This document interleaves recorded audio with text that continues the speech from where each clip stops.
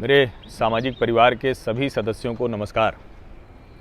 उत्तर प्रदेश में राज्यसभा चुनाव भी हो रहे हैं, विधानसभा उपचुनाव तो हो ही रहे हैं, राज्यसभा की सीटों के लिए भी चुनाव होना है और वो उत्तर प्रदेश और उत्तराखंड दोनों राज्यों में होना है। उत्तर प्रदेश और उत्तराखंड की 11 राज्यसभा सीटें हैं जिस पर चुनाव होना है। इन सभी सदस्यों का कार्यकाल 25 नवंबर को खत्म हो रहा है और जब 25 नवंबर को खत्म हो रहा है तो उसके पहले चुनाव आयोग की जिम्मेदारी बनती है कि इन सभी सदस्यों की जगह नए सदस्य चुने जाएं। अब वो चुने जाने की स्थिति में हैं या एकदम नए सदस्य होंगे, ये पार्टियों की विधानसभा में ताकत से तय होता है। उत्तर प्रदेश विधानसभा अभी एक जिसको कहें कि बहुत लंबे अरसे के बाद, और लंबा अरसा अगर हम कहते हैं तो 4 दशक से ज़्यादा समय के बाद उत्तर प्रदेश विधानसभा की स्थिति ऐसी हो गई है कि जिसमें किसी एक पार्टी को 300 से ज़्यादा सीटें मिली हुई हैं। ये अप्रत्याशित है। ये जब पहला चुनाव हुआ था तब उत्तर प्रदेश में कांग्रेस पार्टी को 300 से ज़्यादा सीटें मिली थी, 388 सीटें, 388। और अभी 1977 में जनता पार्टी के 352 सीटों के बाद आज तक किसी पार्टी को 300 से ज़्यादा सीटें नहीं मिली। लेकिन मार्च 2017 में हुए चुनाव में जब परिणाम आए थे और उत्तर प्रदेश में भारतीय जनता पार्टी की सरकार बनी थी तो उस वक्त भारतीय जनता पार्टी 300 से ज़्यादा सीटें हासिल करने वाली एक पार्टी बन गई। अब इन 11 सीटों का उत्तर प्रदेश की 10 है और उत्तराखंड की 1। पहले ये जान लें कि इनसे कौन लोग हैं जो राज्यसभा के सदस्य हैं। उत्तर प्रदेश की 10 सीटें हैं राज्यसभा की जिनका कार्यकाल खत्म होगा 25 नवंबर को, और उत्तराखंड से 1 सीट है। उत्तराखंड की 1 सीट से कांग्रेस के पूर्व प्रदेश अध्यक्ष रहे, सांसद रहे राज बब्बर, वो राज्यसभा सदस्य हैं। उत्तर प्रदेश में भारतीय जनता पार्टी से अरुण सिंह, हरदीप सिंह पुरी जो नागरिक विमानन मंत्री हैं, शहरी विकास मंत्री भी हैं, और नीरज शेखर यानी चंद्रशेखर के बेटे जो लोकसभा चुनाव हार गए थे, समाजवादी पार्टी में थे, अभी भारतीय जनता पार्टी में हैं। तो एक तरह से कहें कि 10 में से 3 अरुण सिंह, नीरज शेखर और हरदीप सिंह पुरी ये भारतीय जनता पार्टी के राज्यसभा सदस्य हैं जिनका कार्यकाल 25 नवंबर को खत्म होगा। समाजवादी पार्टी की बात करें तो राम गोपाल यादव जो चाचा जी हैं अखिलेश यादव के, मुलायम सिंह यादव के भाई, और जावेद अली खान, रवि प्रकाश वर्मा और डॉक्टर चंद्रपाल सिंह यादव, यानी 4 राज्यसभा सांसद हैं जो समाजवादी पार्टी के हैं। बहुजन समाज पार्टी के 2 राज्यसभा सांसद हैं, राजाराम और वीर सिंह, और कांग्रेस के यहाँ भी 1 राज्यसभा सांसद हैं, PL पुनिया। ये कुल मिलाकर 10 लोग उत्तर प्रदेश और 1 उत्तराखंड में ये राज्यसभा सदस्य हैं। 9 नवंबर को चुनाव होना है और 27 अक्टूबर को नामांकन है। अब इन 11 सीटों पर क्या स्थिति बनने जा रही है? तो जो मैंने आपको बताया था कि 4 दशक के बाद पहली बार कोई एक पार्टी उत्तर प्रदेश की विधानसभा में 300 से ज़्यादा सीटें हासिल करने में कामयाब रही है। तो इस बार के नतीजे में आपको बताऊं कि 11 में क्या होगा। पहले 2018 के चुनाव के बाद करते हैं, उससे चित्र एकदम स्पष्ट हो जाएगा। मार्च 2018 में उत्तर प्रदेश में 10 राज्यसभा सीटों के लिए चुनाव हुआ था और उन 10 राज्यसभा सीटों में भारतीय जनता पार्टी 9 राज्यसभा सीटें जीतने में कामयाब हो गई थी।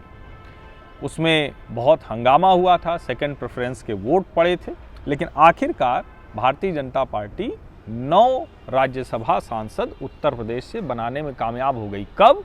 मार्च 2018। मार्च 2018 मतलब मार्च 2017 में जब प्रचंड बहुमत से उत्तर प्रदेश में सरकार आई, उसके 1 वर्ष बाद 9 सदस्य भाजपा के हुए और सपा के हो गए 1। अभी जो सांसदों की स्थिति है उत्तर प्रदेश से, तो कुल 31 राज्यसभा सांसद उत्तर प्रदेश से आते हैं, 31। 31 में से 17 हो गए थे मार्च 2018 के चुनाव के बाद, 17 राज्यसभा सांसद हो गए थे भारतीय जनता पार्टी के, यानी अभी की ये स्थिति है, करंट है, समाजवादी पार्टी के 8 राज्यसभा सांसद हैं, बहुजन समाज पार्टी के 4 राज्यसभा सांसद हैं। इसके अलावा कांग्रेस का 2, यानी कांग्रेस के सिर्फ और सिर्फ 2 राज्यसभा सांसद हैं अभी। अब सवाल ये है कि ये 10 सीटें तो हो गई, जो अभी 10 सीटें खाली हो रही हैं 25 नवंबर, जिसके लिए 9 नवंबर को चुनाव होगा, उसमें क्या होने वाला है। तो अब अगर हम ये कह रहे हैं कि क्या होने वाला है, तो सबसे पहले हमें सदस्य संख्या समझनी पड़ेगी विधानसभा में। तो जो 2017 में चुनाव हुआ, मार्च में जो सरकार बनी भाजपा की, तो भारतीय जनता पार्टी के 304 सदस्य हैं। कुल 403 विधायकों की विधानसभा है उत्तर प्रदेश की, और 403 में से 395 सदस्य हैं। 8 सीटें खाली हैं, उनमें से उपचुनाव भी हो रहे हैं, हालांकि एक सीट पर उपचुनाव नहीं हो रहा है, तो जो सीटें खाली हैं उनका भी उपचुनाव हो रहा है, लेकिन 395 सीटें हैं 403 में से जो अभी विधायक हैं। अब ये 395 विधायक चुनेंगे इन 10 राज्यसभा सांसदों को। बहुजन समाज पार्टी के हैं 18 विधायक, 304 Bharatiya Janata party, Bahujan Samaj party 18, Samajwadi party 48। अपना दल जो भारतीय जनता पार्टी की ही सहयोगी है, हालांकि इस बार कोई भी केंद्र में अनुप्रिया पटेल मंत्री हुआ करती थी, वो भी इस बार मंत्री नहीं बनी। कहा जाता है कि वो कैबिनेट दर्जा चाह रही थी और नरेंद्र मोदी उनको कैबिनेट दर्जा देने को तैयार नहीं थे। अपना दल के 9 विधायक हैं, कांग्रेस के सिर्फ 7 विधायक हैं, और ओम प्रकाश राजभर वाली जो भारतीय समाज पार्टी है उसके 4 विधायक हैं। इसके अलावा 5 निर्दलीय विधायक हैं। ये भी बड़े महत्वपूर्ण हो जाते हैं ऐसे समय में। अब सवाल ये है कि ये जो आंकड़ा है, तो इससे क्या दिख रहा है, तो इससे स्पष्ट है कि बड़ी आसानी से बिना किसी चुनाव के भारतीय जनता पार्टी 8 राज्यसभा सांसद जीतने में कामयाब हो जाएगी। वो सीटें, उनके 8 राज्यसभा सांसद वो हो जाएंगे। अब 8 हो जाएंगे तो अरुण सिंह महासचिव हैं, नीरज शेखर भाजपा में शामिल हो चुके हैं, और हरदीप पुरी तो मंत्री हैं। तो माना जा रहा है कि इन 3 के तीनों की वापसी फिर से हो जाएगी। इसके अलावा 5 और नए लोग, उनको भारतीय जनता पार्टी राज्यसभा के लिए भेज सकती है, सांसद बना सकती है। वे भाजपा को अपनी पार्टी के कैडर के लोगों को भेजना है, या फिर वो कुछ दूसरी पार्टियों के जो ताकतवर लोग हैं, जो दूसरे तरह से ताकतवर हैं, उनको करेगी। ये भारतीय जनता पार्टी को तय करना है। लेकिन अरुण सिंह, नीरज शेखर, हरदीप पुरी तय है राज्यसभा में फिर से आएंगे, और उनके साथ 5 और राज्यसभा सांसद आएंगे। समाजवादी पार्टी राम गोपाल यादव, जावेद अली खान, चंद्रपाल सिंह यादव और रवि प्रकाश वर्मा। अब न चंद्रपाल सिंह यादव आएंगे, न जावेद अली खान आएंगे, न रवि प्रकाश शर्मा आएंगे। चूँकि सिर्फ 48 विधानसभा सीटें हैं इनके पास, तो एक ही राज्यसभा सांसद ये जिता पाएंगे, और वो हैं राम गोपाल यादव। चूँकि परिवार का आदमी तो रहना चाहिए ना भाई, वैसे भी राम गोपाल यादव तो उनके थिंक टैंक जैसे माने जाते हैं। तो राम गोपाल यादव अकेले आएंगे, यानी जो समाजवादी पार्टी के 4 थे, सिर्फ 1 राज्यसभा सांसद रह जाएगा। बसपा के राजा राम और वीर सिंह, सिर्फ 18 सीटें हैं, एक भी सांसद जिताने की स्थिति में नहीं है, यानी राजा राम और वीर सिंह अब राज्यसभा सांसद नहीं रहेंगे। कांग्रेस के पीएल पुनिया, सिर्फ कांग्रेस के पास 7 सीटें हैं, इसलिए पीएल पुनिया भी इस बार राज्यसभा में नहीं जा सकेंगे कांग्रेस के टिकट पर। उत्तराखंड से मैंने आपको बताया कि राजबब्बर हैं, लेकिन अभी की जो स्थिति है उसमें उत्तराखंड की अकेली सीट भी भारतीय जनता पार्टी जीत जाएगी। अब ये तो हुआ कुल 10 सीटों का, यानी उत्तर प्रदेश की 9 और उत्तराखंड की 1।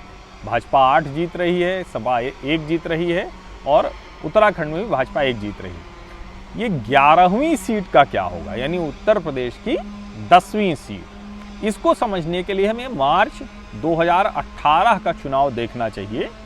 उस वक्त भी 9वीं सीट जीतना बहुत कठिन हो गया था, लेकिन अंत में भारतीय जनता पार्टी 9वीं सीट भी जीतने में कामयाब रही थी, और मार्च 2018 में हुए चुनाव में भारतीय जनता पार्टी के 9 राज्यसभा सदस्य जीत गए थे।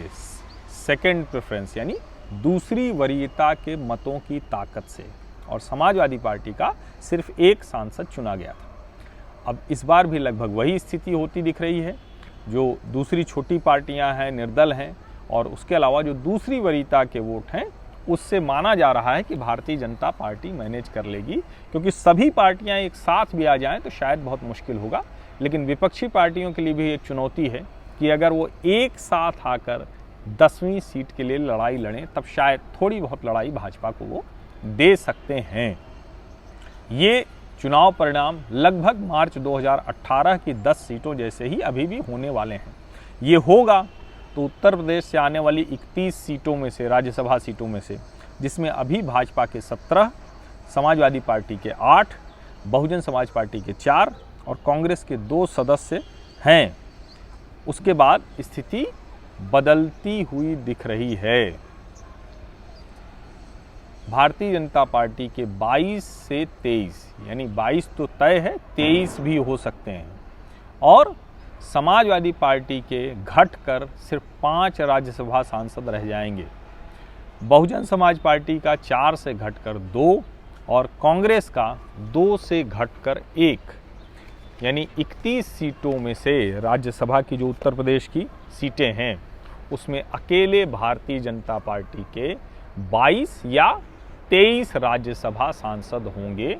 इसका सीधा फर्क पड़ता है जब कोई महत्वपूर्ण बिल आता है, जब राज्यसभा में, लोकसभा के बाद राज्यसभा में उसे स्वीकृति के लिए जाना होता है, फिर वो कृषि कानून हो, लेबर कोड हो, फिर वो जो अभी अनुच्छेद 370 हटा उस जैसा हो। हालांकि ये सब भारतीय जनता पार्टी ने पहले ही पारित करा लिया, और अभी जब ये चुनाव हो जाएंगे तो उसके बाद भाजपा की राज्यसभा में ताकत और बढ़ जाएगी। यही वजह है कि भारतीय जनता पार्टी किसी भी हाल में अपने सहयोगियों को नहीं छोड़ना चाहती, लेकिन शिवसेना छूट गई, अकाली छूट गई, और नीतीश अभी सिर्फ साथ में। इसीलिए कई बार जब कहते हैं कि भाजपा की क्या मजबूरी है, मैं भी कई बातचीत में, राजनीतिक चर्चा में आपसे कहता हूं कि नीतीश कुमार में अब वो बात नहीं रही, वो परफॉर्मेंस नहीं रहा, वो प्रदर्शन नहीं रहा। लेकिन यही वजह है राज्यसभा की ताकत, राज्यसभा में बिलों को कानून में बदलने के लिए मिलने वाली ताकत, वो सब तय होती है। तो राजनीति में इसीलिए कई फैसले जो आपको लगते हैं कि ये क्यों नहीं लिए जा रहे हैं, उन सब के पीछे ऐसी वजहें होती हैं। उत्तर प्रदेश का जो राज्यसभा का चुनाव का आने वाला परिणाम है, वो मैंने आपको बताया। उम्मीद है आपको इससे समझने में आसानी हुई होगी।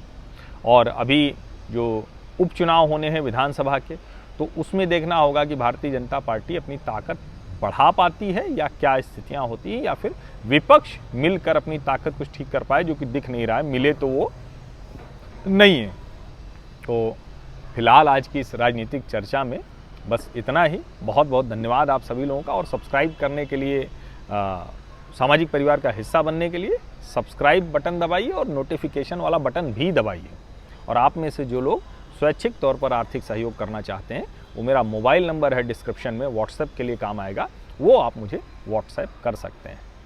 बिहार चुनाव पर लगातार मैं विधानसभावार बातचीत कर रहा हूं। अभी तक जो लोकसभा की सीटों के लिहाज से बताता रहा हूं। आगे भी सभी 243 विधानसभा सीटों के बारे में एक मोटा अनुमान हमारे इस YouTube चैनल पर आपको मिलेगा। तो खुद भी देखिए और दूसरे लोगों को भी ज़रूर बताइए। बहुत बहुत धन्यवाद।